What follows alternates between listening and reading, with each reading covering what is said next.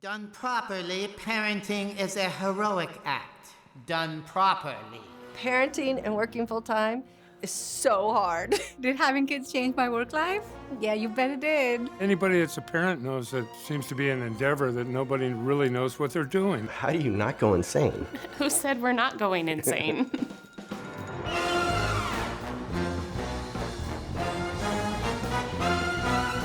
For a film that seems outwardly very commercial, these movies are strangely personal to me. I recognize so much of those family dynamics that Brad puts in there. The tensions are real, and the love is real. There are a lot of scenes in this movie that come from my life. Probably the most direct comparisons are the kind of conversations that Bob and Helen have. One of us has got to get a job. One of us?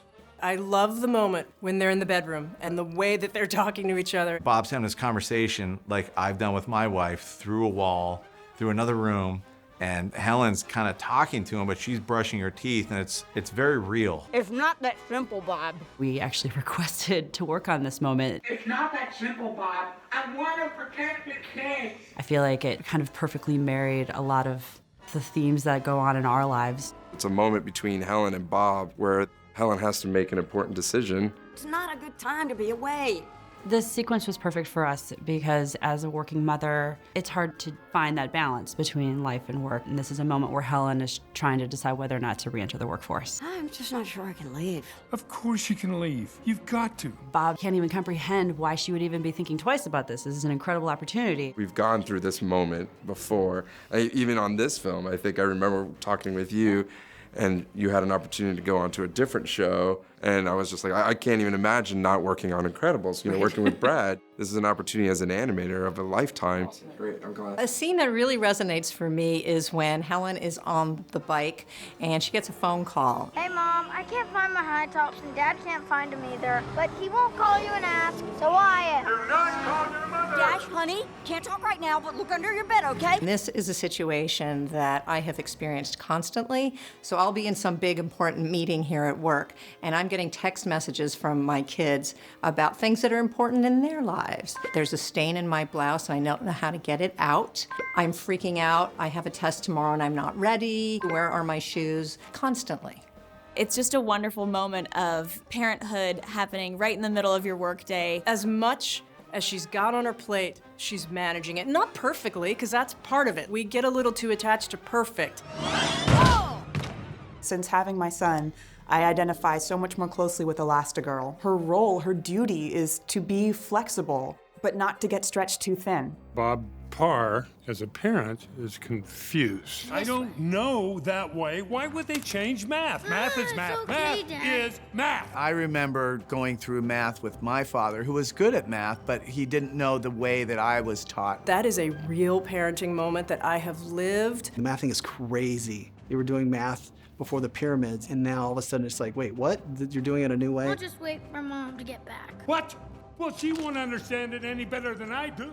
Some of the struggles that the parents have with how much to help and how much to just get out of the way are really, things that I know my wife and I are struggling with right now. I definitely felt like as my daughters were growing up that there were times when you just have to give them their space and let them know you're there. Dad, if you want me to feel better, then leave me alone.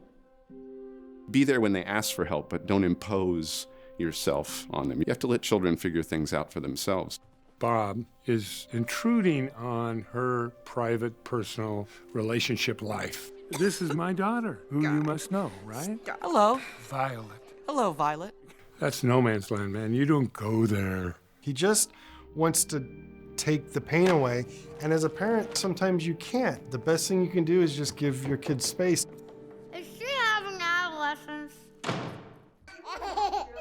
Jack seems like he's the only character that doesn't have power, and then turns out to be a Swiss Army knife of powers. Just seeing Jack turn into a monster and go on fire and have laser eyes, that's what a baby feels like when it's first in your house. You're like, it's destroying everything and it's gonna hurt itself. My daughter is definitely Jack. One minute she will be happy, and then the next minute, if you don't give her a cookie, she will explode.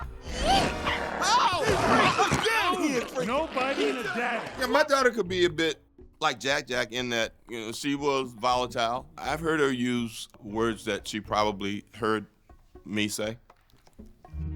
Getting used to that baby schedule of no sleep was the biggest learning curve I think I've ever had. The most tired you ever are as a parent is the first 3 months of being a parent, just trying to keep this little precious thing alive. Looking back, it was a complete blur, but I'll never forget it.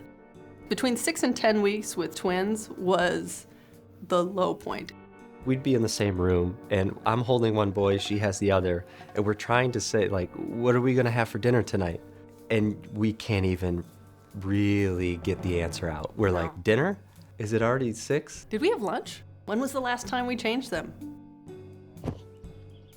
I did forget my kid in a restaurant once. I mean, haven't we all? You know, him falling asleep in the middle of reading a sentence in a book and the kid smacking your face to wake you up. I hear him snoring in the middle of book reading. Oh, yeah, that happens about every 6th night. Closing! My favorite thing about being a working mom is when I need a break from home, I can go to work, and when I need a break from work, I can go home. That's a great thing, and sometimes it's a hard thing, because it's really just going from one job to the other. I'm so loaded down with homework when I get home. Work is actually a place of sanctuary for me. The scene that I identify most with in Incredibles is dinner time. Do you have to read at the table?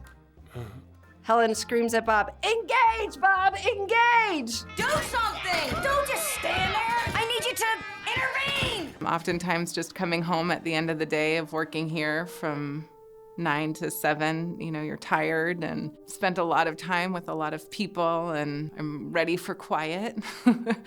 And when I get home, my kids are ready for me.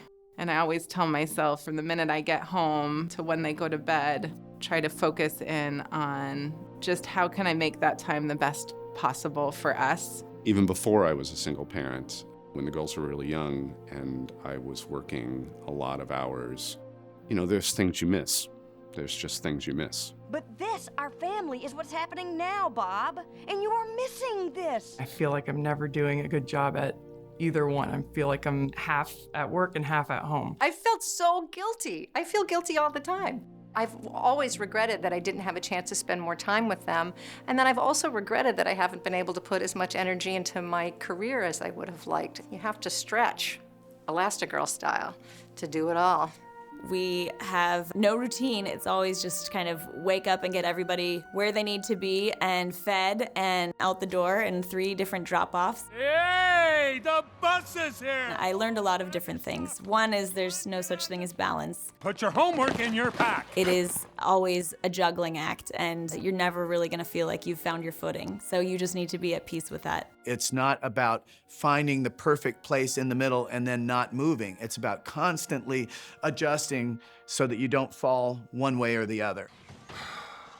I'm a part-time co-parent, so I only see my daughter 50% of the time, and I'm not willing to give up any percentage of that 50%. So I have very strict deadlines and boundaries in terms of getting out of the office and the care that I have to provide my daughter. Yes, we met here at Pixar.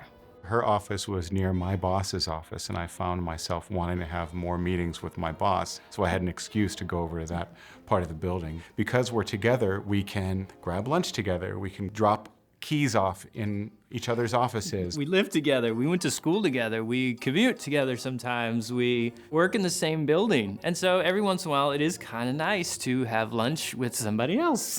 We're both on the same film, so we have to manage our personal lives as well as our time on the film. So there's meetings early in the morning. For instance, this morning was one. One of us has to take the kids to daycare. So this morning we decided we both take them to daycare because we thought it'd be faster. Yeah. So that we can get here. We were wrong. We were wrong. If Lindsay needs to hit priorities or show in reviews, that maybe this week she'll be the priority for the week and I'll be a little bit more kind of taking care of the boys in the morning.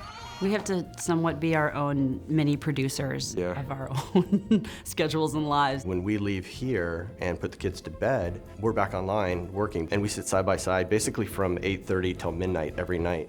We're working to try to supplement the hours.